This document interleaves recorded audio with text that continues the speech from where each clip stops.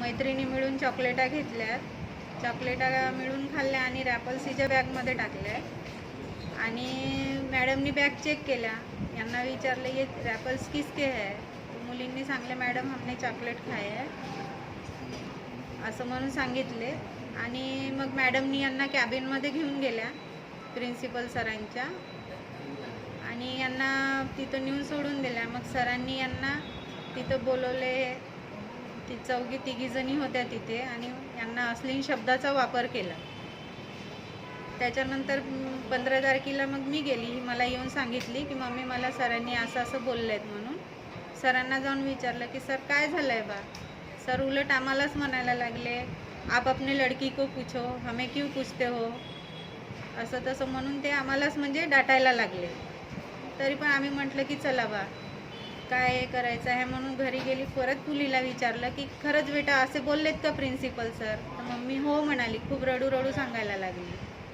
तरी पण आम्ही शांत राहिलो की चला जाऊ द्यावा म्हणून. त्याच्यानंतर परत 4 एप्रिलला परत तिला म्हणजे टॉर्चर केलं. तिच्या क्लासच्या समोर जाऊन उभे झालेत. अभी भी आपका लव बर्ड्स छूटा या नहीं, असं तसं कान खडे हो जाओ असं म्हणून. आप बोले 4 टीचर को मिलके हेल्प करते हो, आपको टीसी दे दूंगा हाथ में, आपके टीसी पे ऐसा लिख के दूंगा कि दुनिया के कोई भी स्कूल में आपको ॲडमिशन ना मिळे. परत अशी धमकी दिली. मग मी पोलीस स्टेशनला गेली कंप्लेंट द्यायला. कंप्लेंट द्यायला गायकवाड सर होते. त्यांनी मला जवळपास 5 ते 9 वाजेपर्यंत 9-9:30 झाले होते मला तिथं बसवून ठेवले. GM सरांना फोन लावत आहे, यांना लावत आहे, त्यांना बोलवत आहे. असं करता करता ते प्रिन्सिपल सरांना बोलवत आहे पण ते येतच नव्हते. मोठ्या मुश्किलीनं 8-8:30 वाजता आले. मग त्यांची ती मंजितबाला मॅडम आली. ते मला म्हणायला लागली मैं आपके पैर पड़ती हूँ, हाथ जोड़ती हूँ, आप ऐसा कंप्लेंट मत दीजिए, मैं सर के तरफ से आपको सॉरी नामा लिख के देती हूँ. मैं बोली मुझे सॉरी नामा नहीं होना, मुझे न्याय होना चाहिए.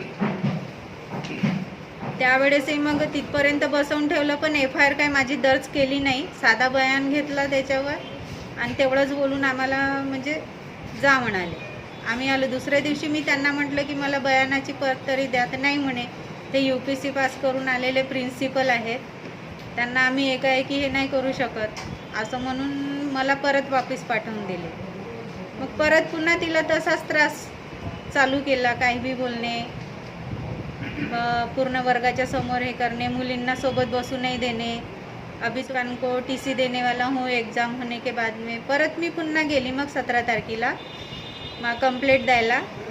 तर यादव सर म्हणायला लागले बाई हे म्हणे तुमचं काय आहे, वारंवार तुम्ही कंप्लेंट द्यायला येता म्हणे. असं बोलून मग मला म्हणजे हकलाचा प्रयत्न केला. पण म्हटलं सर तुम्ही माझी कंप्लेंट का नाही घेऊन राहिलेत. तर मग त्याच्यानंतर फक्त मला एवढं सांगा म्हटलं की तुम्ही माझी कंप्लेंट घेता किंवा नाही घेत. मग मोठ्या मुश्किलीने त्यांनी माझी म्हणजे कंप्लेंट हे करायला लावलेत. तरी पण ते काही गुन्हा दाखल केलाच नव्हता त्यांनी. जेव्हा मग मी वरोऱ्याला आणि SP सरांकडे कंप्लेंट केलेली तेव्हा मग त्यांनी रात्री मला बोलवलं. 8 वाजतापासून मग 11 वाजेपर्यंत बसवून ठेवलं. तेव्हा कुठे जाऊन माझं म्हणजे FIR दर्ज केली आणि माझ्या हाती दिली. पण ते चौकशी खालीच चालू आहे अजून त्यांचं. बाकी अजून असं काही हे नाही झालेलं.